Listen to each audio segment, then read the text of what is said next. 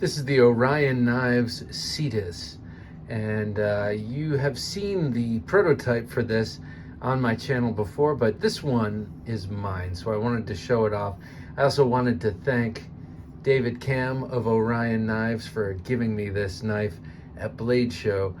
You don't know how much that means to me, David. Thank you so much. I know you're not in business to give away knives, you're in business to sell knives, so you're giving this to me means an awful lot, so thank you, sir. This one I find especially beautiful. The one that I had on the channel was a silver-colored blade and a raw steel frame lock, kind of like this, with G10, black G10 overlays. Well, as you can see, this is beautifully coated. This is a steel frame lock, and it's got this gorgeous amboya. Is that what it is? Amboya, I think. Wood, these covers, just beautiful. Minimal branding. He's got the Orion, the belt of Orion there, his star logos, and then his name right here, or the company name right there. What I think is anodized aluminum, this backspacer. Well, since we're here, loop over pocket clip, and then you got the, it slides underneath the scale, and you got the flat screws, or at least they're crowned, but they're recessed, so they're out of the way. And this wood has a really nice feel to it. It's grippier than I expected. I mean, it's nice and smooth, but when you're using it, it gives you a good grip. So this blade is 14C28N, and it is hollow ground. Let's see if we can see that.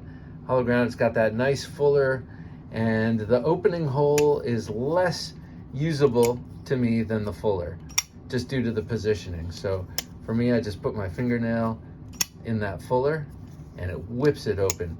The detent on the flipper is good. It works fine. And actually mine has broken in. At first, I don't know, it felt a little off. Maybe the flipper tab felt too far back, or maybe the detent fell off. But the more I use it, and I've put a little bit of lubrication in there, the better, smoother it's getting. And I think this day and age we forget that. Oftentimes, most times, you have to break a knife in to get it exactly how you want it. I mean, we're used to things coming from the factory like cherry, but sometimes you really do have to, and I find that with coated blades, it takes a little while. You have to sort of wear a race in the coating around the pivot with those bearings. And once that race is worn in there, it's smoother, it's ever so smooth, and you add lubricant and it gets better and better. And that's the case with this knife. I love this knife because of this. Let's look at this straight line here, and then look at the overall shape of that blade. You just have this overall arcing shape.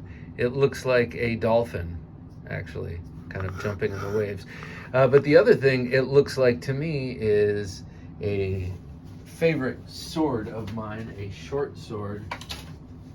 It looks like the ginunting, sort of a pocket version. This is the Filipino, yep, sharp there too. Filipino short sword that's got a bit of a downward turn.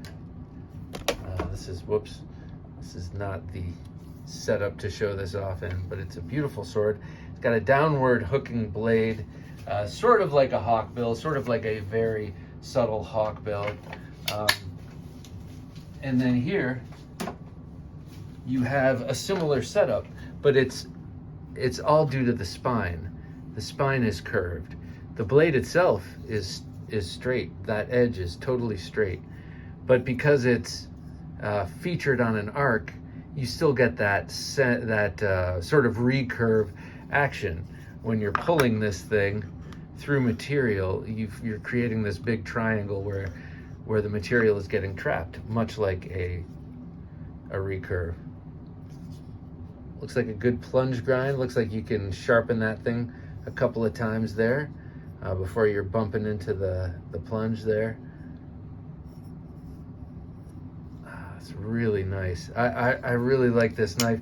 To me, it's, you know, to me, I look at it because due to the size, because it's, what is this? 1, 2, 3.5. It's a little bit more than, it's like almost 3 3/4 inches long. It's got the length.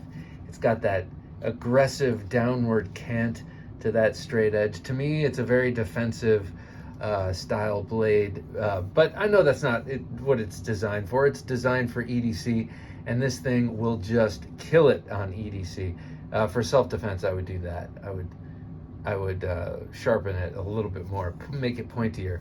But all these utility cuts, all this kind of cut, Jared Neve always brings this up, where you're trapping a rope and pulling it like this. This setup with the blade angling back would be great for that. You can trap that rope or that strap behind there, and you just get a lot of leverage with that downward curve.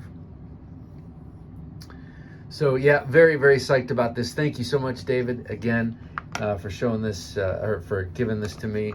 Let me show it to you with a couple of knives just for comparison size-wise. This is the RSK Mark I by Hogue and Doug Ritter, and there is the PM2 by Spyderco. So a little bit bigger than both, and man, a looker and definitely a performer. Oh wait, one more knife before I, here it is with my other Orion knives, the Scorpio, another beautiful design by David Cam. Nice thick handle for that small knife, really makes this little knife feel big in hand. You've got that really cool jimping up front on the clip, which I think is a great innovation, especially for gauging and maintaining a certain cut depth. And yeah, so much smaller, but just as classy, just as cool. This is the Orion Cetus by Orion Knives. Go check them out, and I think you'll really love it.